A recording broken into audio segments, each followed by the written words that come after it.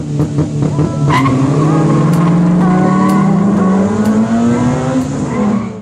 guys! Welcome back to my YouTube channel. Yan, for today's vlog is tuturuan ko kayong mag-drive ng manual transmission dahil may nag-request sa atin, isa sa mga subscriber natin. Yan. So yan, bago lahat, ipapakita ko muna sa inyo kung ano yung mga gagamitin natin sa pagdadrive ng manual. First, syempre itong manibela, and then second, itong shift, and then itong handbrake, and then yung mga pedals. Yan. Tuturo ko rin sa inyo kung ano yung mga apakan natin. Ito yung clutch, ito yung brake, and then ito yung throttle or yung gas. Yan. As you can see, kailangan natin mag-adjust dahil maliit tayo. Pero yan, papakita ko sa inyo kung paano mag-shift. Ito yung first gear. Ito tayo sa first gear. Then, second gear. Tayo sa second gear.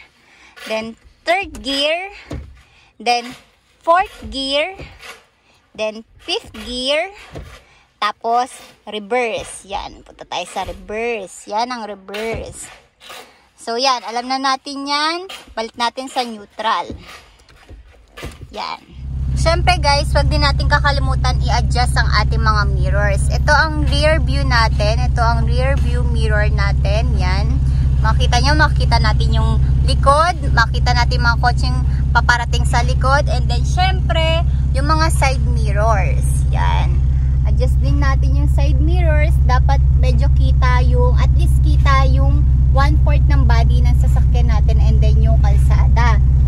Pati sa right side, syempre, adjust din natin yung sa right side. Ay, sa left side. Yan. Both side, dapat i-adjust natin. Yung feeling natin is, kita na natin yung mga kotse yung dumadaan, yung mga motor, yung mga feeling mo, lulusot dyan. Yan. I-adjust natin yan. Yung make sure na makikita nyo.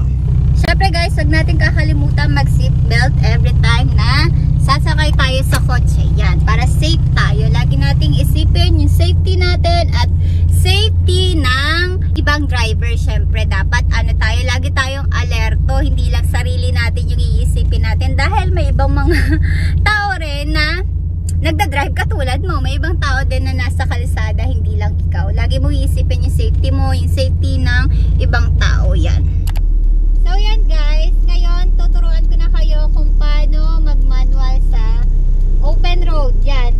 Yan, from neutral, yan, naka-neutral tayo first. Naka-neutral tayo, tignan mong naka-neutral tayo. Yung handbrake, nakababa na rin yung handbrake.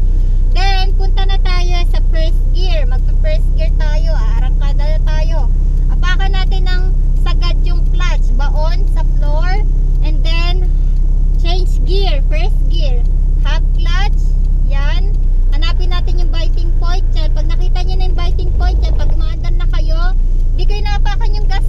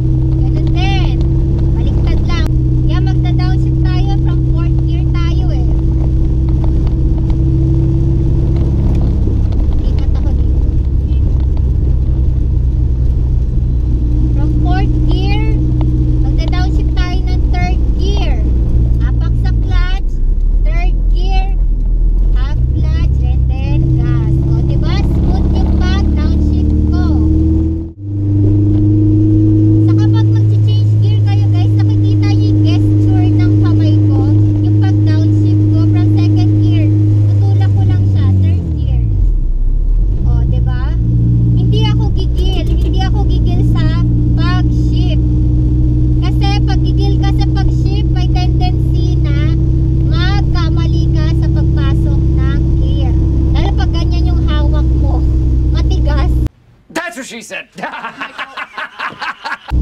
Dapat ganyan. Saka sa pump mo lang itutulak pagpaharap.